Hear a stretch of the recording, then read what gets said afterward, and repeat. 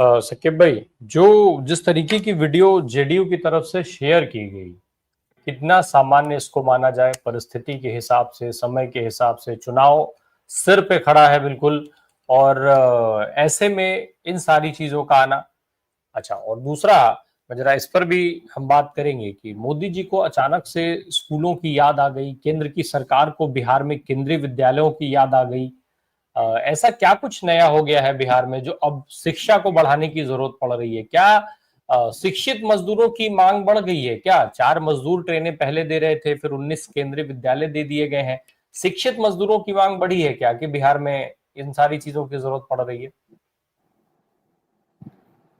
देखिए राम प्रकाश भाई, विनय सर जो अभी बता रहे थे आपको, सबसे पहले तो ये बात एकदम आईने की तरह साफ है कि अब जनता दल यूनाइटेड को नीतीश जी नहीं चला रहे हैं। जनता दल यूनाइटेड संजय झा, लल्लन सिंह, विजय चौधरी और अशोक चौधरी के कंट्रोल में, जिसमें संजय झा घोषित रूप से भाजपा का स्लीपर सेल है, जिसको जदयू में भाजपा ने प्लांट कराया है।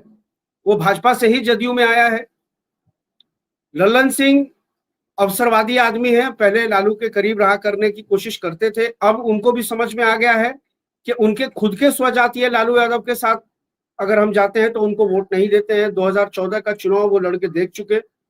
जब नीतीश जी ने अकेले चुनाव लड़ा था तो हमारे ही संसदीय क्षेत्र के वो सांसद हैं, और कुल भूमियार समाज ने उठ करके सूरजभान सिंह की पत्नी को यहाँ से वोट देकर के सांसद चुन दिया था। यानी नीतीश जी के सिंबल पर उनको भूमियारों का वोट नहीं मिला था। ये ललन सिंह भी को भी पता है। तो ये कुछ चीजें हैं जिसको अब ललन सिंह समझने लगे हैं कि मेरा फायदा भाजपा के साथ ही रहने में है और दक्षिणपंथी राजनीति करने में ही है, ताकि कम से कम हम अपना चेहरा दिखा पाए। ललन सिंह किसी पिछड़े बाहुल्य विधानसभा क्षेत्र से विधानसभा का चुनाव नहीं जीत सकेंगे। मैं दावे के साथ आपको कहता हूं कि अगर ये जाकर के नीतीश जी के सिंबल पर ये जाकर के किसी यादव बहुल समाज या फिर कुशवाहा बहुल क्षेत्र से या फिर वो ये मंडल धानुक बहुल क्षेत्र से भी चुनाव जीत जाए तो मैं जो है सरेआम माफी मांगने को तैयार हूं। ललन सिंह, संजय झा तो बैकडोर से आए। संजय झा चुनाव लड़े ही नहीं है। संजय झा तो अभी भी राज्यसभा के सांसद हैं, पहले भी वो एमएलसी थे। अशोक चौधरी एमएलसी हैं। विजय चौधरी एक सरायरंजन विधानसभा क्षेत्र से चुनाव लड़ते हैं। पिछली बार बहुत मुश्किल से, चूंकि मुकेश सहनी एनडीए के साथ थे तो सहनी वोटों की वजह से वो अपना चुनाव बचा पाए थे, नहीं तो उनके भूमियार समाज के लोगों ने तो उनको छोड़ दिया था। तो इसलिए इस बार इनका पूरा जोर है। विजय चौधरी इस बात पर भी जोर लगा रहे हैं कि मुकेश सहनी को किसी तरह एनडीए के पाले में कर लिया जाए, अन्यथा इस बार अगर सहनी वोट नहीं मिला तो उनकी लुटिया डूब जाएगी सरायरंजन विधानसभा क्षेत्र में। ये वीडियो असल में जेडीयू और एनडीए के डेस्परेशन को दिखाता है कि वो कितने बौखलाए और कितने मुद्दा विहीन है वो लोग। उनके पास कोई कंक्रीट मुद्दा नहीं है। मैं कहता हूं पूरी जिम्मेदारी से कि लालू यादव को इस वीडियो का फायदा हो जाएगा। अगर लालू यादव जिस पिच पर आके बैटिंग करते हैं उस पिच पर अगर उन्होंने आके बैटिंग शुरू कर दिया और उस चुनाव को अगड़ा बनाम पिछड़ा कर दिया कि अब पिछड़े को जो है ये लोग रावण के तौर पर देखते हैं और उसका वध करना चाहते हैं, उसकी हत्या करना चाहते हैं, तो इनको लेने के देने पड़ जाएंगे। और आज आप कह रहे हैं फिर 10-10 हजार रुपए आए हैं। 3.25 लाख करोड़ रुपए का कर्ज बिहार पर हो चुका है।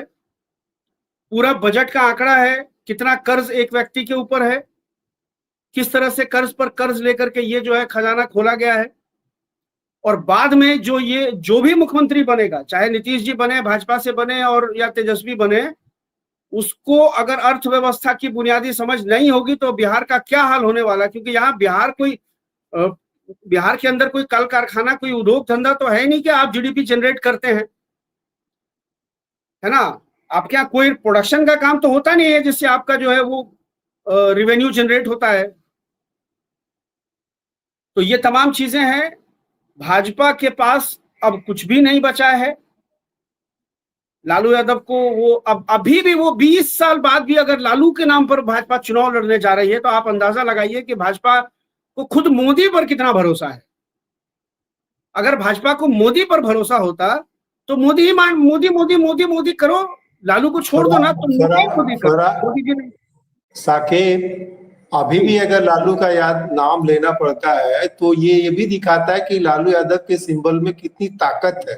मैं वही बोल रहा हूँ, ज्यादा इमोशन जनरेट कर रहे हैं।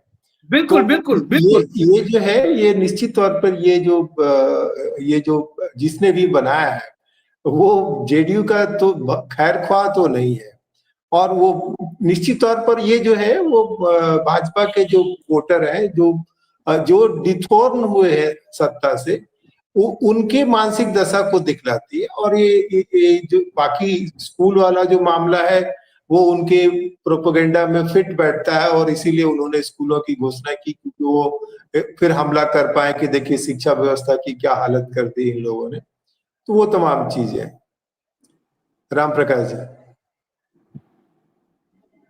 हमारे यहाँ 2018 में यूनिवर्सिटी बनी है विनय सर, मुंगेर यूनिवर्सिटी, और आज 8 साल हो गए हैं, मुंगेर यूनिवर्सिटी का अपना एक कमरा तक नहीं है, वो दूसरी बिल्डिंग में चल रही है। तो इनकी घोषणाएं कहाँ हैं? ये सिर्फ इस घोषणा पर सोच रहे हैं कि अगला 5 साल चुनाव निकाल लेंगे हम। केंद्रीय विद्यालय की घोषणा हुई है अभी सर कि यहाँ हर मंत्री को मैं देख रहा हूँ, जबा खान भी लगा रहे हैं अपने सोशल मीडिया हैंडल पर कि भाई हमारे यहाँ भी केंद्रीय विद्यालय आ गया, और सब लगाए चल रहे हैं कि केंद्रीय विद्यालय आ गया। और हकीकत यह है कि ये शिक्षा के बजट में कटौती कर रहे हैं, हर साल कम कर रहे हैं उसको। इनका मंत्री बैठ के बता रहा है कि पहला अंतरिक्ष यात्री कौन था। ये ऐसे, तो अभी इनके पास कुछ इनको समझ में नहीं आ रहा है। आपको मैं बताऊं, ये 10,000 रुपए वाला जो स्कीम है ये जीविका दीदियों के लिए है। अब इसको प्लान ये था कि ये जो 1.5 करोड़ 1.5 करोड़ के आसपास जो जीविका दीदियां हैं, इनको 2.5 करोड़ कैसे किया जाए। तो अब 2.5 करोड़ जीविका दीदियों, आपने सुना होगा कि ये जीविका दीदी जो है नीतीश जी की सत्ता की बैकबोन है। मोदी जी का कार्यक्रम है जीविका दीदियों को बस में ठूंस दो, नीतीश जी का कार्यक्रम है मोदी जीविका दीदियों को बस में ठूंस दो भीड़ दिखाने के लिए। कोई भी सरकारी कार्यक्रम है जीविका दीदियों को पहुंचा दो वहां। तो उस जीविका दीदी की संख्या को बढ़ाने के लिए इन्होंने ये 10-10 हजार रुपए, ये सेल्फ हेल्प ग्रुप की महिलाओं को मिला है पैसा, और मिल रहा है स्वरोजगार के लिए, है ना। कर्जा बढ़ रहा है। अच्छा, जब अभी इनको एकदम से ये 3 महीने में क्यों ये तमाम चीजें याद आई कि मजदूर के पास यूनिफॉर्म नहीं है तो उसको भी पैसा दे दो। मुझे तो लग रहा है विनय सर कि अगर जो है राजद के जो है नेताजी बैठे हुए हैं, मैं तो उनसे कहूंगा कि आप एक बार जो है बिहार सचिवालय के आगे रिक्शा पर से चले जाइए, आपको पकड़ के मुख्यमंत्री जी पटना रिक्शा भ्रमण योजना के अंतर्गत 2,000 रुपया पॉकेट में डाल देंगे। अभी ऐसे पैसा बांट रहे नीतीश जी, ये हाल हो गया नीतीश जी का पैसा बांटने में। तो ये असल में अब ब्राइबरी कर रहे हैं चुनाव के लिए। इनकी योजनाएं खत्म हो चुकी हैं, ये जनता को अब तात्कालिक घूस दे रहे हैं कि तुम हमको वोट दो, और फिर एक बार अगर ये सत्ता में आ जाएंगे फिर आप देखेंगे कि इनका क्या हाल होगा। हमारे यहाँ की सड़कें आज तक नहीं बनी राम प्रकाश भाई। मेरी शॉप के सामने की सड़क 1 महीने पहले जो है पत्थर बिछना शुरू हुआ तो हम लोगों को लगा कि बन जाएगी, आज उसमें कीचड़ भरा हुआ है। बारिश हो रही है लगातार 3 दिन से बिहार में, चलना मुश्किल है उस सड़क पर।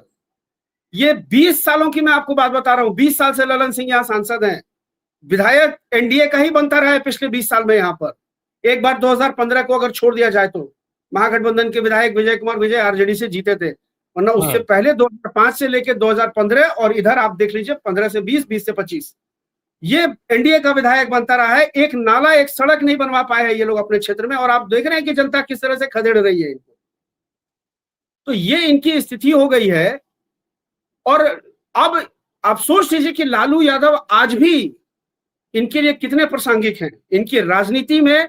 मैं कहता हूं पूरी जिम्मेदारी से कि एनडीए के नेताओं के घर का चूल्हा लालू यादव के नाम से जल रहा है, और यही वजह है कि कभी ये लालू का वध करते हुए दिखाते हैं, कभी कोई प्लांटेड जो है पॉडकास्ट कर करके कोई बेहुदा आदमी बताता है कि लालू यादव के राज में 100 बच्चे रोज किडनैप होते थे और लालू यादव सीएम हाउस में बैठ के सौदा करते थे, और जब वो रगेदा जाता है तो वो विक्टिम कार्ड खेलता है सोशल मीडिया पर बैठ करके कि हमको लोग जाति के नाम पर गाली दे रहे हैं और ये दे रहे। बिना विनय सर सब जानते हैं, मैं उसको बेहुदा बोलता हूँ।